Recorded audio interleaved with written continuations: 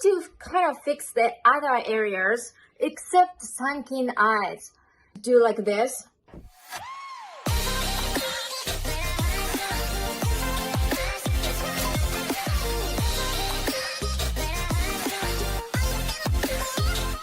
This video is a bit long, so please like or comment before watching it.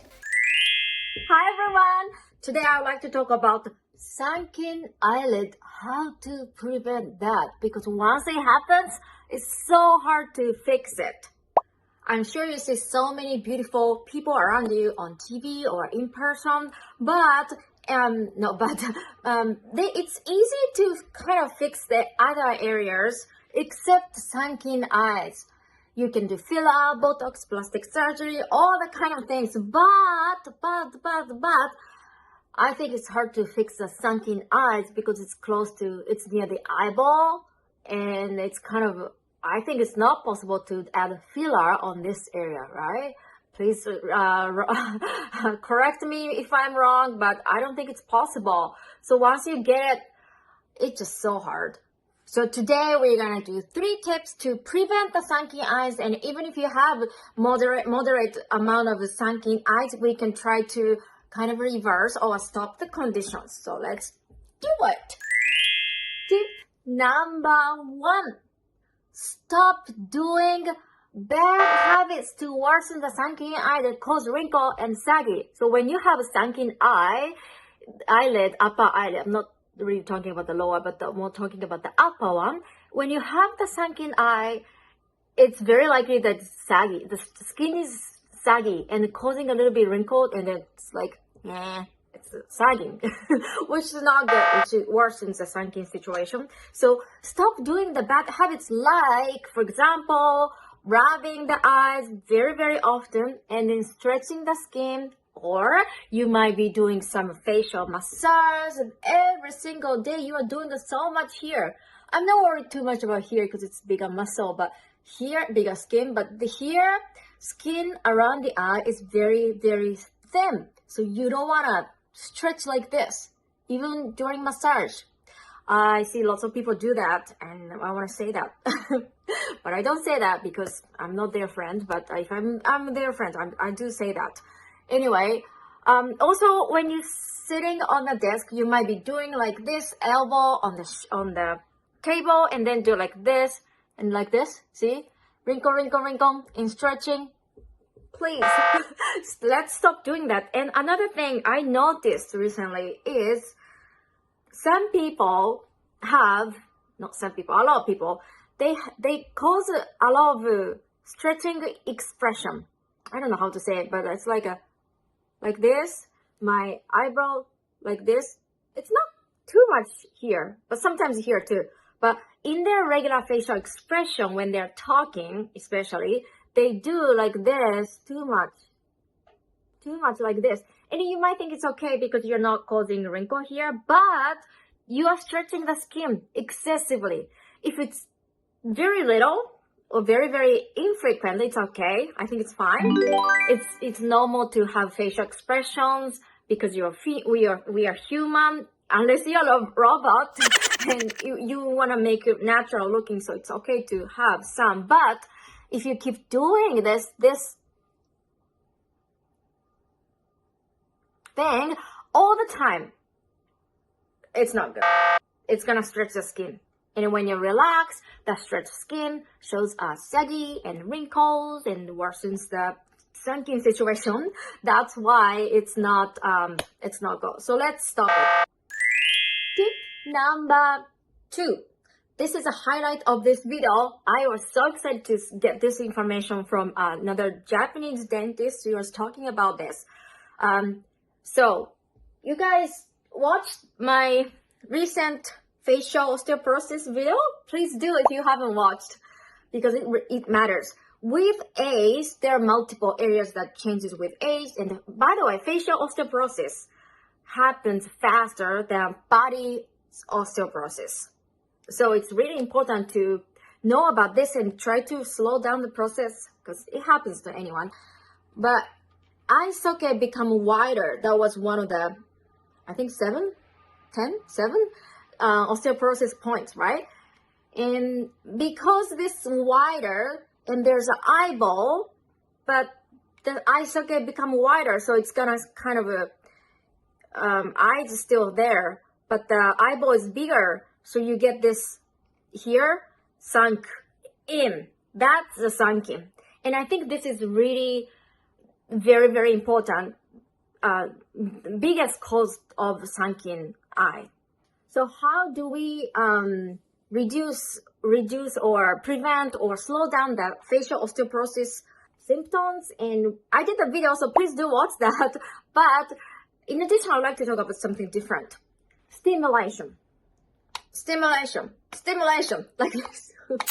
So in body's facial osteoporosis, I know that any like jumping or a lot of jumping is good because it's stimulating the bone to increase the density or something like that. Please comment if you know much about those body osteoporosis thing. And in Japan, it's well known that jumping or like a lot of body movement is good, and especially hitting is good. And I even read the article. There was a doctor was talking about doing some kind of a hit thing and then hitting the face too.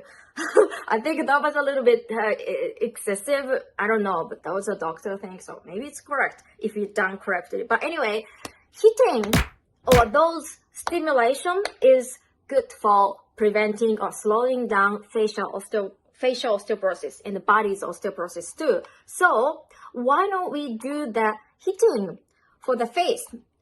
But I'm a little bit scared to do like this, as the doctor says. So, and the dentist that I was reading, the Japanese dentist was saying, chewing is a really good stimulation to prevent slowing down facial osteoporosis.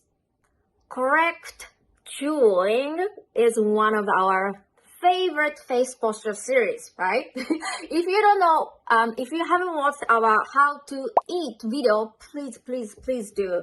I'm gonna update the how to eat maybe at some point. Please do watch that because it's a really good content. It's just really good basic information because everyone chew. I don't want you to chew or eat incorrectly. So anyway, when you chew, we need to chew correctly. Otherwise, it's gonna cause more damage to the face. And chewing stimulate. And then, but we wanna add, because I'm talking about the sunken eyes and a lot of facial osteoporosis all over the face, including the middle and upper face areas. So it's good to add the stimulation from bottom up so that we get good stimulation on the middle and upper bones, which is this area. Yeah. So this already getting a lot of stimulation because we are chewing using this like this, right? So we want to add more on the above this. So the way we do is from bottom up. When we chew something, lots of people eat or with age muscle becomes stronger. DAO, yeah. This one and this one, that's a basic muscles that you choose, and there's yeah. But I like using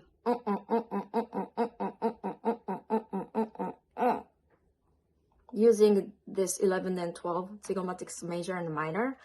Yeah, so that we can add good stimulation on the middle area and the upper area. Another thing, body posture, super important. So when you chew, if you chew like this, maybe the chin is going to come out or unbalanced situation, right? So that's going to cause incorrect stimulation. No, stimulation to incorrect areas in my word. So we want to add the stimulation to correct area, which is here. That's why I'm on the bed, so it's moving around, but and tongue, tip of the tongue is So we have a good stimulation on the upper and middle area. Of course, mewing, super important to lift up this area as well. So if you don't know what mewing is, please do watch Mewing 101. Tip number 3. This is our classic face yoga exercise, but lower eyelid lift up. So let me repeat the logic. There's an eye socket which becomes bigger and wider with age, but there's eyeball. So inside this eye socket, there's eyeball, and around the eyeball, there's a fat to protect the eyeball, because eyeball is very, very important. By the way, I have a little bit pink eye. Not this one, but this one, because I have pink eye. Anyway, the fat start dropping with age because the eye socket become wider and this muscle is weaker. Fat is dropping with gravity. This is the eye back, right? And then because the fat is dropping from the top down, you lost the fat to support the fullness.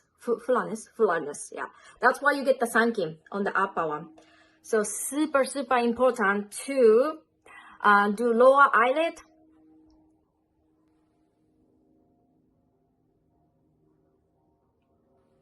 And I did, I think, video about cat eye. Cat eye is same idea as lower eyelid, so please watch that if you want to know more. But basically, rest your face, then tongue up, body posture, head is on your spine.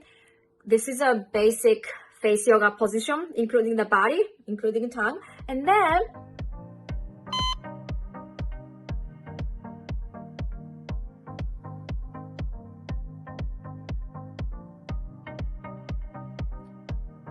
I know you don't see very big movement. You do not have to see big movement because that's not good. That's gonna cause wrinkles and you're gonna use other muscle. I would like you to focus on the lower eyelid only without moving upper eyelid. Tongue up.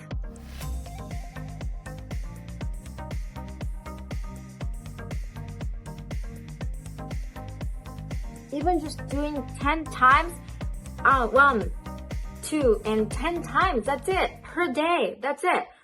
But if it's good quality, and if you keep doing it on a regular basis, it's gonna make difference. The eye is gonna more defined, more lifted, and reduce or prevent sunken eyes on the upper eyelid. 3 things we talked about, let me summarize. First one is stop doing the bad facial expression habit like this. Always makeup, doing like this. You might be doing it. You don't have to do this when you do eyebrow or eyelid or makeup or even in your regular facial expression. Try not to use this area too much because we don't want to stretch it. Don't rub, don't massage, don't do like this all the time. If it's short time, it's okay. But if you don't want to do long time. And the other one was super important, osteoporosis. To prevent osteoporosis, facial osteoporosis. We want to chew because that's a good stimulation. But you don't want to chew in the wrong way. You don't want to chew to the side or down. You want to chew to the up. Dun. So we get good stimulation on the upper and lower face. And the last one was lower eyelid lift up. I'm so bothered by this pink eye. I'm sorry about that. But anyway, I hope you like this content, and this is a long-term thing. Sunken eye is a long-term. It's not quick fix, but trust me, I think it's gonna make difference. I don't want to have a sunken eye. Actually, this area is a little bit sunken than this, so I need to do more of this. Thank you so much. See you in the next video. Bye.